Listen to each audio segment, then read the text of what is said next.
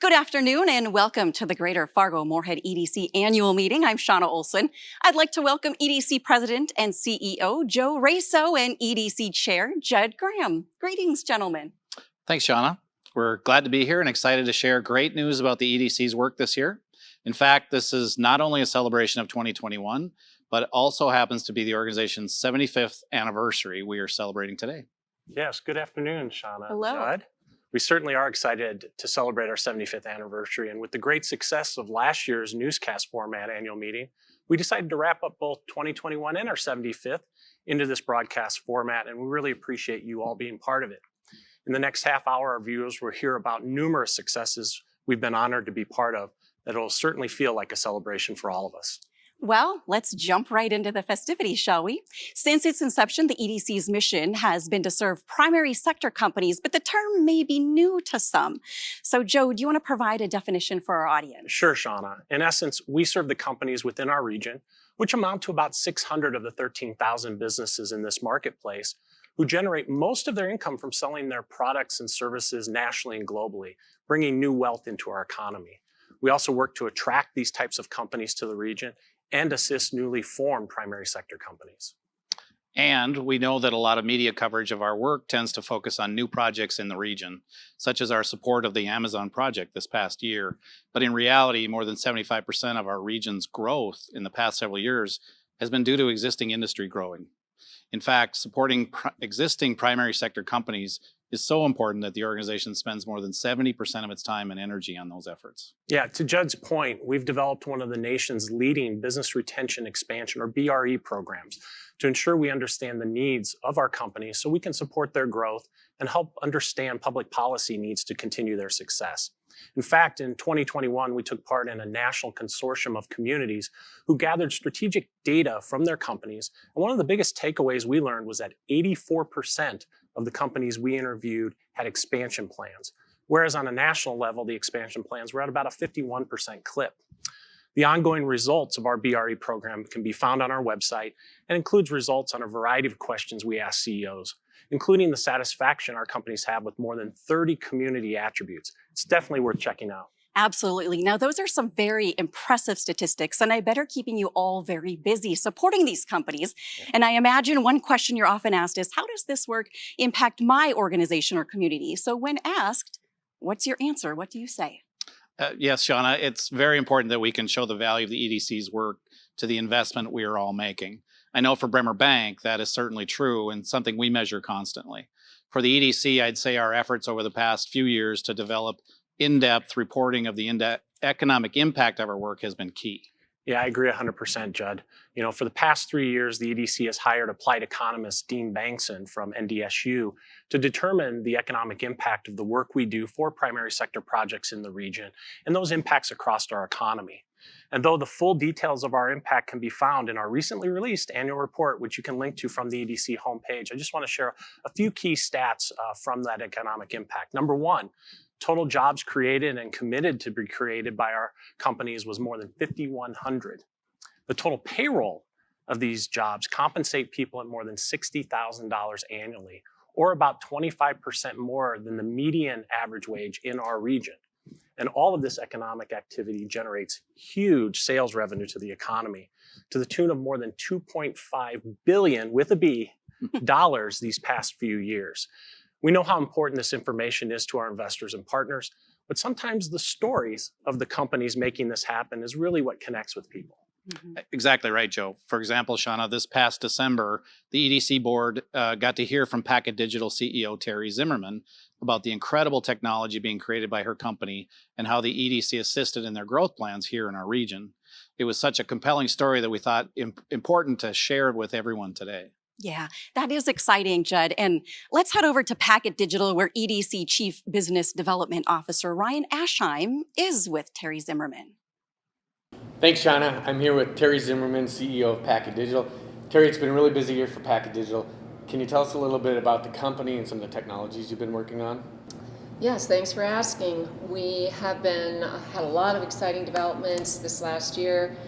Packet Digital is an engineering firm with an emphasis on power management. We founded the company in 2003, as you know. In 2015, we started our subsidiary BotLink, and BotLink focuses on drone hardware and software. We've seen a lot of growth at both companies, but with the momentum that we've seen coming from electrification of systems and from the move towards US-made products, we're seeing more momentum around battery systems, charging systems, battery management systems.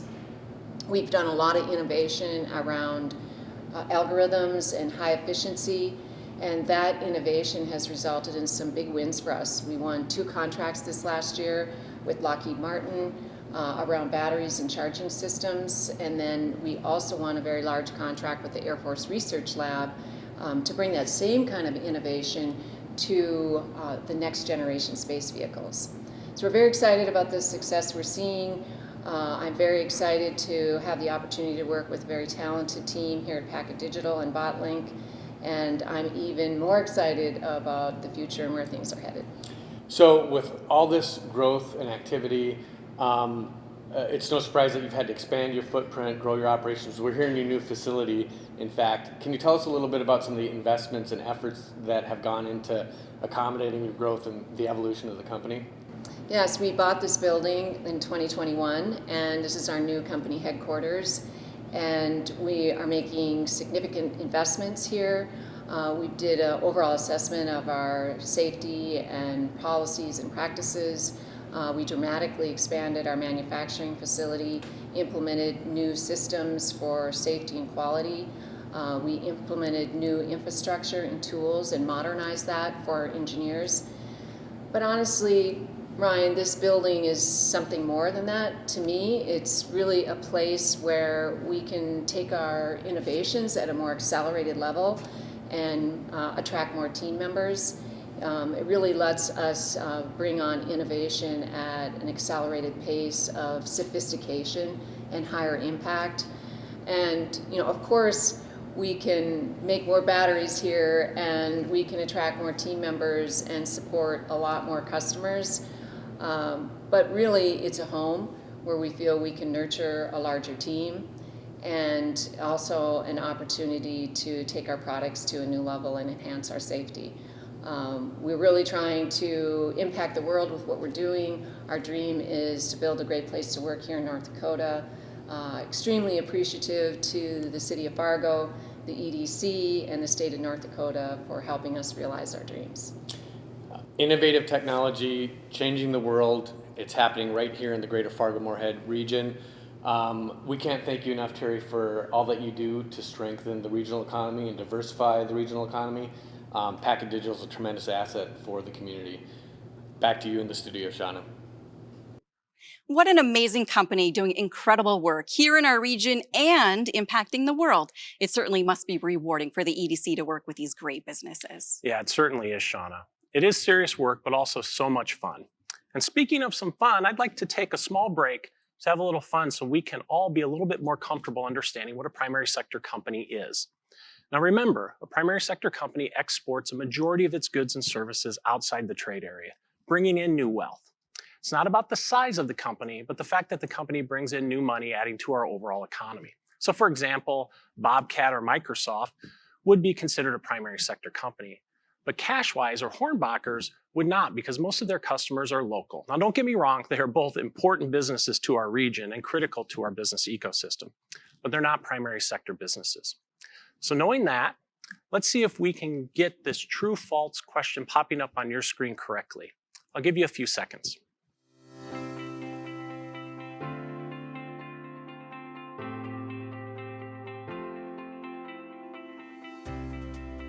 If you guess false, you are correct.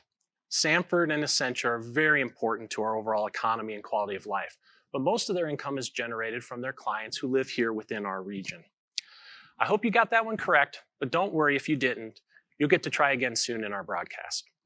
Yeah, a newscast with a quiz. That certainly is different, but very educational. No doubt the EDC has an important mission and a long history of success working with so many companies in our region.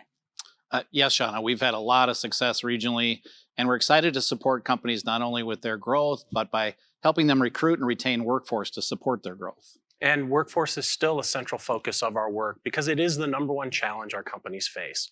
At a macro level, our companies tell us they need help with really 4 things.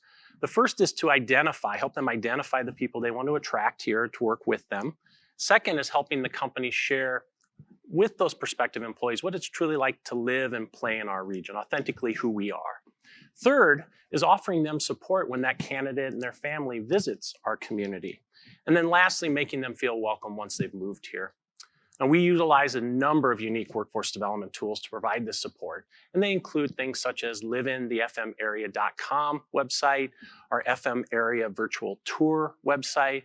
We also host FM welcome parties, and we have a concierge program to address some of these 4 critical areas.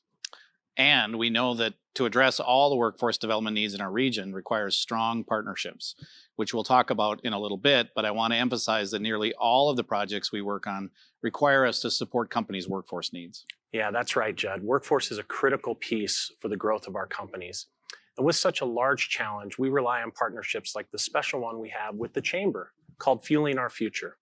In the past 2.5 to 3 years, Fueling Our Future, which really is focused on what we call big rock issues for our region, has directed nearly $2 million, private and public dollars, in resources to more than 6 projects, including things such as the Career Workforce Academies in both Moorhead and Cass County, Emerging Digital Academy, which is developed by Emerging Prairie, a great partner of ours, the Chamber's Ignite Workforce System and Platform, and our Document Ready sites, which we just announced this past month. Check out our annual report for more on this partnership, or go to fuelingourfuture.net to learn more. That is very impressive and great news for the region, of course. Are there other strategic partnerships? There certainly are, Shauna, and 2 of our most important, besides Fueling Our Future, are our collaboration with Emerging Prairie on the region's entrepreneurial ecosystem and our work with the Valley Prosperity Partnership focused on public policy issues at the state level. And I think what I'm most proud of is the longevity of the work and investment we've made as an organization in these 2 critical partnerships. With Emerging Prairie, it has been a critical supporter. It has been as a critical supporter since their inception nearly a decade ago. And with the Valley Prosperity Partnership, we are going on 8 years of working together along the Red River Valley to advance critical businesses and community policy issues. Yeah, and given the nature of the many issues you're dealing with on behalf of your primary sector business clients, it seems that the partnerships you mentioned, Judd, are critical to coming up with real solutions that really have staying power. Mm-hmm. Yeah, you're absolutely right, Shauna. It really is a combination of thinking and acting strategically on big issues while also addressing immediate needs our companies have. And for example, our very own Tiffany Jelinski is standing by with Elena Coatings. This is a great example of our work to support a company with immediate workforce challenges. And by the way, we've had an opportunity to help them as a startup with many aspects during their journey. But today we'll focus on our efforts to help them with their talent needs. Yeah, well, let's head over to Tiffany, who is with leaders at Elena Coatings. Tiffany? Thanks, Shauna. I am here with Holly Anderson, who is a co-owner of Elena Coatings. Holly, thanks so much for joining us today. I'm really excited to be here with you. And I'm wondering, to just start us off, could you give us an overview of the company? Sure. Elena Coatings is a research and development company. We work in specialty coatings for surface protection. So that means we do a lot of research for the Department of Defense, the Air Force, and the Army, but we also do product development on other products that are more environmentally friendly than what's out there or easier to use. That's awesome. Thank you for sharing the overview. So at the EDC, we have gotten the opportunity to work with you for a long while, and we've gotten to watch as you grow as a company. And as we know, a lot of times when a company grows, their workforce needs change, and you need to bring on additional team members. So I'm wondering, could you walk us through what that looks like at your company, what that's been like for Elena Coatings? Sure. Well, we started with 2 people, and as we've grown, we're now at 18 and have many positions open that we need to fill. A lot of those positions are chemists, researchers, materials engineers, mechanical engineers, and a lot of those people we're looking at from outside the community that need to come in, and with their families. And so the EDC has been a really valuable resource for us to both be able to find candidates using your search tools, and also to look at the data of comparable jobs, what kind of salaries we should be offering, and then to offer candidates who come here, especially for interviews, the chance to see the community with your tours that you offer. So we've taken advantage of those. We have one hire, in particular, a chemical engineer named Janice, who came from Canada, had never been to Fargo, and when she came, we sent them on a tour with you, and she got to see the schools, the neighborhoods, and kind of look at the opportunities that were here for her family. So when they did decide to move, they were very comfortable and they love it. And it's been over a year now and they've decided to stay forever. So we're all really excited about that. I think a lot of that is due to the fact that they did get to see the community and you did offer that follow-up information for them, which is so important. So for us, the EDC has been really valuable in finding all the candidates that we need. Thanks so much, Holly. That's such a wonderful story, and I love hearing stories of people who come to Fargo and want to call it their forever home. So thank you today for your time. Thank you for everything that you've shared with us, and we look forward to supporting you as you grow as a company for a very long time. So thank you again for joining us. Thank you. Back to you guys in the studio. Thanks, Tiffany. It certainly appears that there is a lot of face-to-face and hands-on work that you and your staff and leadership do to support the EDC's mission. With only 8 staff working to address the needs of hundreds of companies, I'd have to imagine you're utilizing a lot of technology to do so. Yes, we are. The use of technology to complete our mission is critical for the organization. We really refer to this approach as a high-tech and high-touch approach. We couldn't do that without some really great technology, like the development of portals into our CRM system for community partners. Well, for example, when we do a BRE or business retention expansion interview with the Moorhead primary sector company, let's take Bytespeed, for example, our partners with the city of Moorhead can access the notes and relevant information that we have and work together to address opportunities. So in a way, we've added staffing capabilities for both us and our partners. And another great tool is a piece of software we use called Location One Information System, or LOIS for short.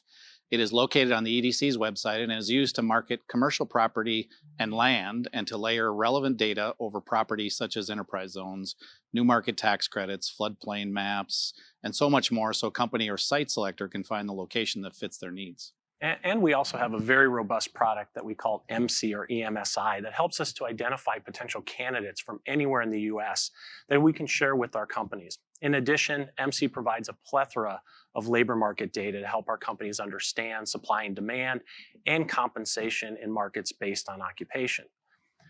Now let's give you another chance to practice your primary sector knowledge, shall we?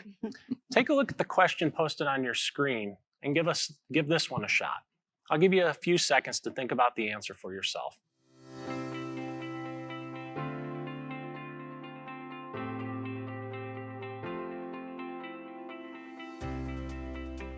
Did you answer true?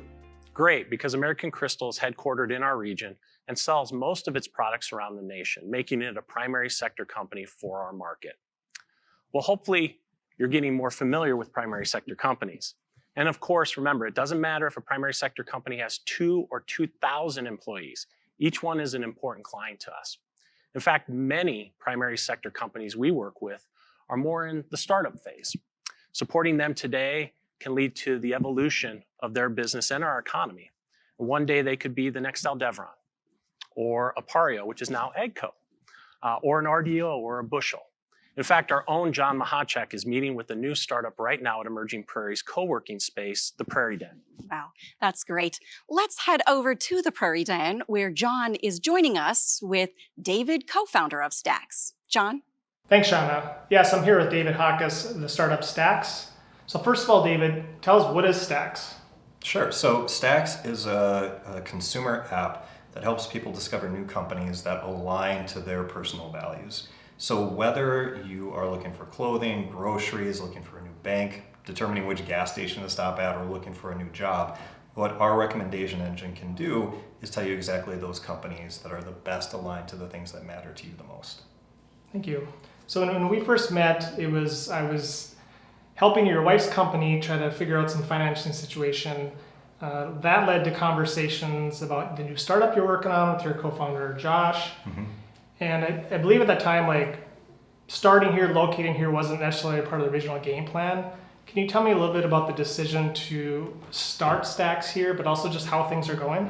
Yeah, definitely. So you're absolutely right that, while I'm originally from northern Minnesota and graduated from Concordia, Fargo-Moorhead wasn't necessarily on the map on what we were trying to do because, frankly, we didn't know about the tech sector that was really burgeoning here as much in some of the ecosystem. But through that conversation with you, both myself and my co-founder Josh, who is located in Michigan, we were really amazed at some of the leaps and bounds that have really been going on in the community, especially since I left in 2004. So some of the things that really attracted us back was really the ecosystem. And I think the ecosystem goes into three main parts. One was there was this great source of other entrepreneurs that are trying to do things here, and I've started to see different verticals of success, which not only are an inspiration, but also through some of the get-togethers that you've put together, we can share our own talents and things that we're trying to do, share in some of the wins, but also commiserate in some of the temporary setbacks that we have going on as well. And being an entrepreneur is incredibly hard, so having those meetups and that type of ecosystem is really, really helpful and really a draw for us to come here and build a base. Another component was capital. So with any idea, it needs some backing into it. And through the GFMEDC microloan, as well as we were fortunate to get into Innovate ND, Operation Intern, we were really able to fund and test out some of the concepts that we have going on and actually now build the proof of concept in a non-dilutive way, which is incredibly important for us as we try to now attract new investment in, which I'm happy to say that we are now in our 506C fundraise and bringing that capital back and spending it within the state. Also with the capital that we did get from regional partners such as yourself and the state, 95% of all that money went back into professionals or staffing or whatnot in the state as well, so reinvesting here. And I think the third component was really the talent. So I was familiar with Concordia, North Dakota State University, and MSUM. Knowing that we have that really strong pipeline of talent as we continue to grow was imperative. But also we were really happy to see the Emerging Digital Academy being built up, because as a tech company, we need that pipeline of talent both from a junior and senior developer standpoint. So seeing that helps us know that not only can we have some of the capital, but talent and the ecosystem of other founders, so that way we can all succeed together. Thanks. That's just great to hear. And that's exactly why at the EDC we're focusing on investing in the nurturing the ecosystem, and it's why it's important for all of us to play our part in doing that. Thanks, for your time, David. It's been a pleasure working with you on this, and I really look forward to the next steps for Stacks in your team. Thank you. Yeah. Back to you, Shauna. Thanks, John. Well, gentlemen, in the last 20 minutes, you have shared a tremendous amount of information on the work and the successes of the EDC. Obviously, you have to feel really good about what you have accomplished, and rightly so. I'm curious as to what is next for the organization as you go ahead. Shauna, one of the exciting things we've started this past year and will continue into 2022 is a strategic plan to lay the groundwork for continued success in the next 5 years. Many listening today may have been engaged in this process, and I'm happy to report that we will continue our focus on serving primary sector companies and working with the great partners we have in the past to not only meet but exceed the accomplishments we've had over the past 75 years. Yeah, to echo Judd's comments, we're excited about the vision, the goals, and strategies we're developing for the years ahead. The board is already setting a strong direction that will have us continuing to serve the needs of primary sector companies, but also new and exciting strategies that are really being formulated to address opportunities we're seeing with the impacts of things such as the pandemic, the changing world of work and its impact to community and economic development, for example. Exactly, Joe. And please know that once our strategic playbook is completed, we will be communicating it to all our investors and partners. Now, if I'm not mistaken, Shauna, I think we have time for one last, is it a primary sector business quiz?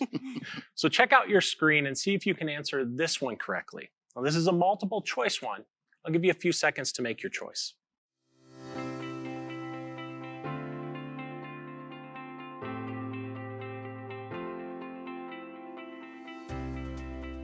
Did you answer bushel?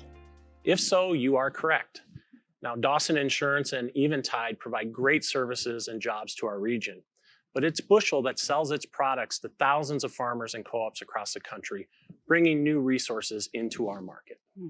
Well, good news is we aren't grading our little quizzes here today, and we hope that they've helped everyone understand a little bit more about a primary sector business.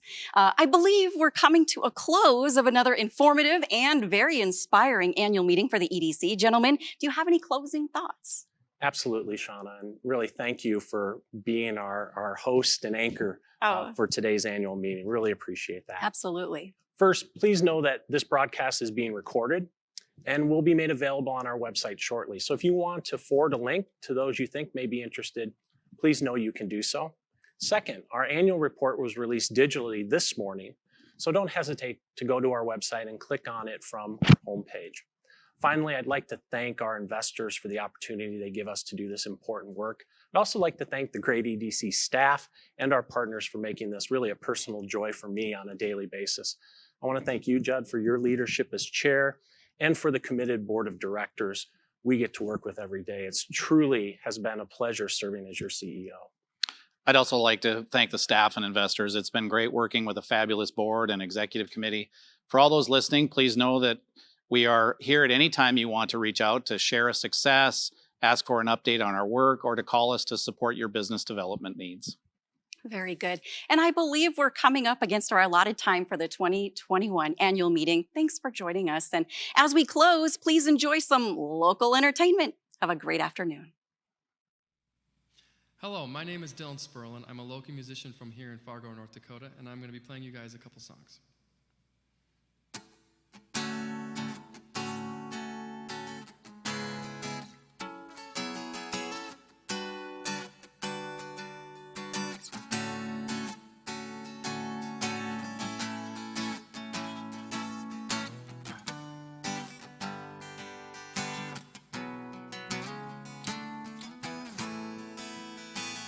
Wait just a minute, why move so fast?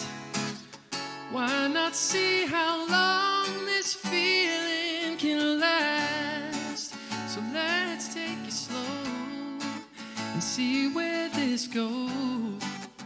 Baby, I'ma take my time on you. So let's ease on in it, enjoy the ride, taking the time, making up our minds, 'cause only then we'll see what we could be. Darling, won't you take your time on me? It's not dramatic to be romantic,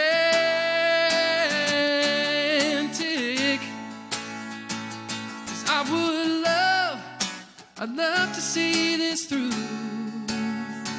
So baby, I'ma take my time on you.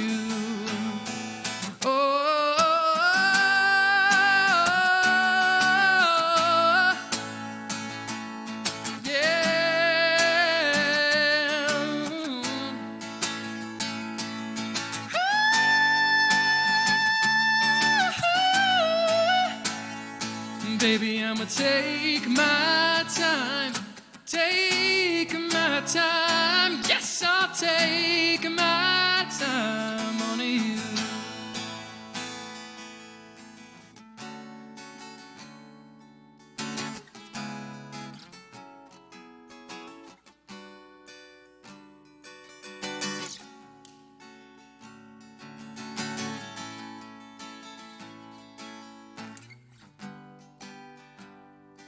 Baby, I'ma take my time, take my time. Yes, I'll take my time on you, on you. Baby, I'ma take my time on you.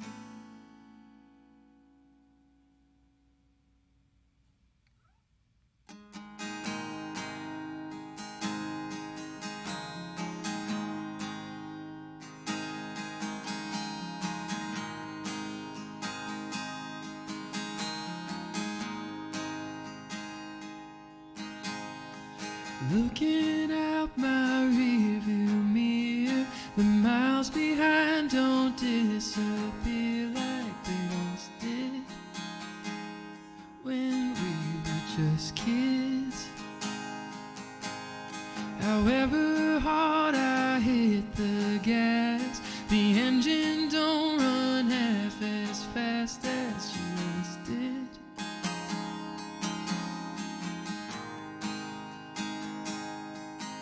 All of the good old days are gone, but this life keeps rolling on and on.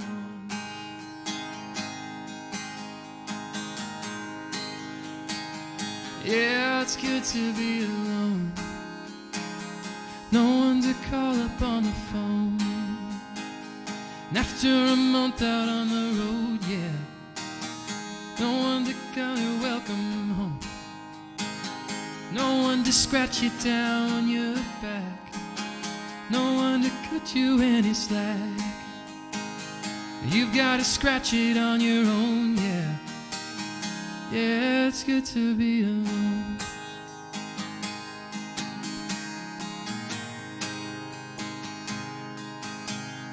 The mountain tops don't go as high. The open road ain't quite as wide as it once seemed when we had the same dream. The evening stars don't shine as bright when we don't make love through the night like we once did. Yeah, those lights are faded. All of the good old days are gone, but this life keeps rolling on and on. Yeah, it's good to be alone. No one to call up on the phone. No one to knock down on the road, yeah. No one to tell you welcome home. No one to scratch you down your back. No one to cut you any slack. You've got to scratch it on your own, yeah. Yeah, it's good to be alone. Alone, good to be alone. Alone, it's good to be alone. Alone, it's good to be alone. You've got to scratch it on your own, yeah. Yeah, it's good to be alone.